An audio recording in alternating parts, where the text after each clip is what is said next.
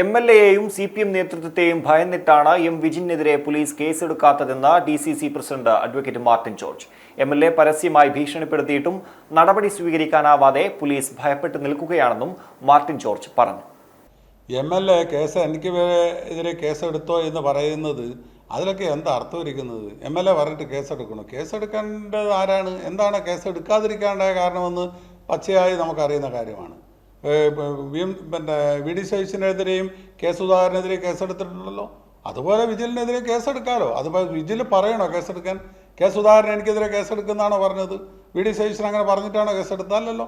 അപ്പോൾ പോലീസ് എടുക്കണം. പോലീസ് എന്താ എടുക്കാതെ പക്ഷപാതപരമായ സമീപനം സ്വീകരിക്കുന്നു? അത് വിജിൽ പറഞ്ഞിട്ട് കേസെടുക്കാൻ ആരെങ്കിലും പറഞ്ഞാൽ അപ്പോൾ കേസെടുക്കലാണോ? എന്താണ് ഇവിടുത്തെ പോലീസ്? ആരെയും പറഞ്ഞിട്ട് എൻ്റെ പേര് കേസെടുക്കുന്ന പറഞ്ഞിട്ടാണോ കേസെടുപ്പിക്കുക?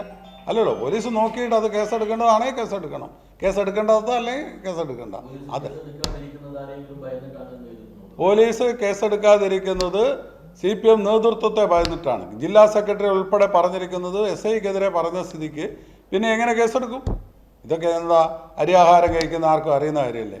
എന്നിട്ട് എനിക്കെതിരെ കേസെടുത്തോളാൻ MLA പറയുന്നതിനെ പരമ പുച്ഛമല്ലേ? Touch and hill physiotherapy clinic, മാതാറാസ് India hospital, Pampan Madhavan road, Thalap, Kannur. Phone 04972 761 303.